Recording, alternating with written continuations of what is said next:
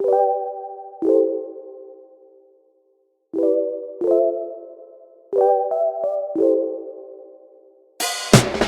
I'm going to tell you what happened to me, if that's okay.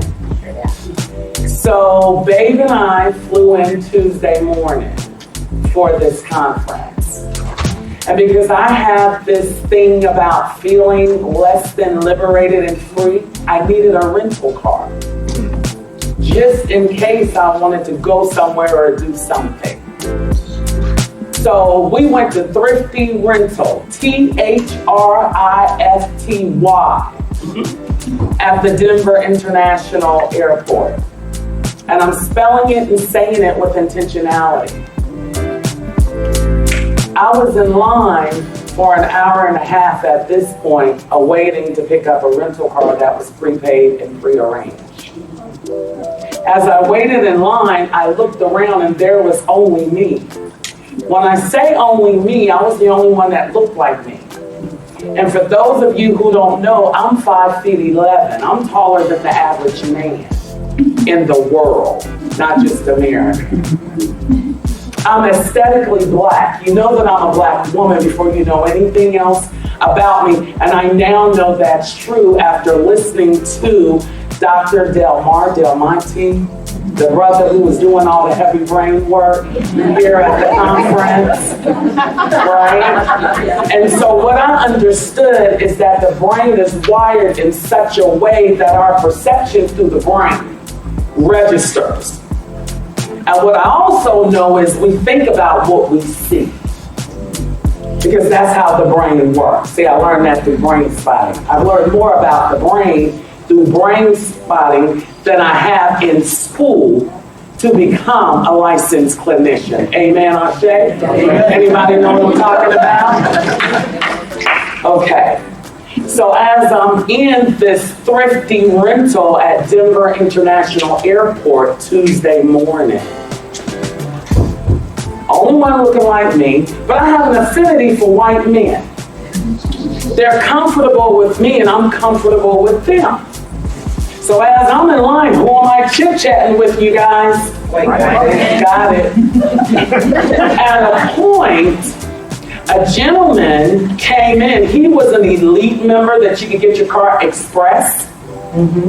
People were coming in the side door, utilizing their express privilege. And this white gentleman that I fell in love with spoke up and said, "We've been in line more than an hour. Even though that you have express privilege, now is not the time. This becomes first come, first serve." Me, y'all know me. So I turned around, I said, "Ashe, brother." I appreciate your courage. Because truth tellers and social justice proponents require exhortation and support. So now check out my whipping for being supportive to this white brother from another mother. The manager, the leader of this installation, I said to her, "Is there anything I can do to expedite my receiving my rental? I've been here now an hour and 45 minutes. She looked at me and she laughed. "Ha! You're lucky. This is good." I said, "Lucky? And you find this laughable?" She then looked at me again because she didn't expect my response, right? Because she probably had assumptions of what my response might be. But I messed her up. So I go back in line and I'm speaking with my neighbor and I'm like, "I've never experienced anything like this. What's happening here?" She thought it was a joke. Time is the one thing we can't replace, you guys, and we can't get it back. I'm here on a mission, on purpose, and you playing games? Cool. So she's listening and she's watching me. Now, understand there were white men verbally assaulting her. But who did she think she was gonna make the whooping pole? The black girl, the only one in the space, who's waiting for a car. So as my turn approached, I walked to the window and there was a black young lady who was serving me. The first thing she said was, "I apologize for your wait." And I responded and I said, "Thank you for your customer service." Here comes this white chick walking up to the counter, and she says to the black girl, "We're not giving her a car." I said, "Oh, let's be clear. You can't afford to compensate me for the time I spent here thus far." She then says, "You had no business speaking to my customers." I said, "Is that right?" I said, "Are you Mrs. Thrifty?"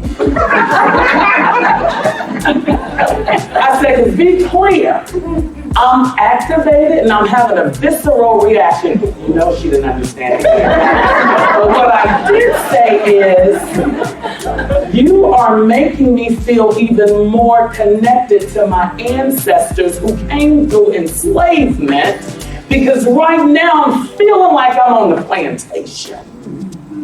And it brings tears to me right now. Oh, and by the way, I am Tracy Monroy. I want to invite you all to just look around your space. Just kind of take a look around your space. And I want you all to identify something that's pleasant for you to look at. Everybody check in and let me know when they have that thing. Mine is Anaya, my daughter. Beautiful. Everybody's got that. It's a rock that says believe with a flower. Perfect. Everybody looking at that thing that's pleasant for them. I want you to notice what you're looking at, and I want you to locate the calmest, the most neutral, the most grounded area in your body as you're looking at that thing. And I want you to just allow the body, the mind, the brain, the system to go wherever it needs to go in this moment as you're looking at that thing. Notice the texturing. Notice the colors. And notice what's happening in your body as you take that in.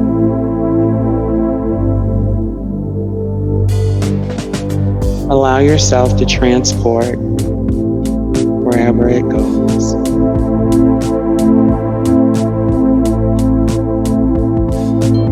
I want to invite you all to create an image which has to do with your vision. I want to invite you to create that vision and place yourself in that scene. See yourself there.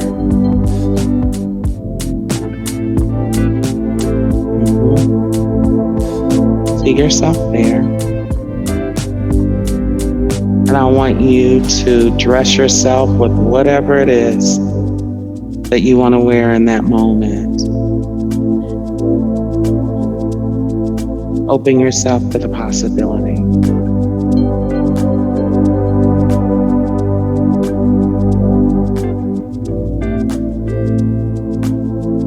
Be with that. Notice it.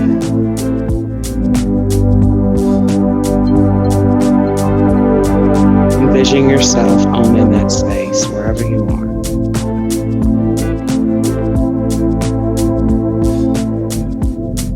Notice your body. Contact yourself wherever that was the most calm, grounded, or neutral.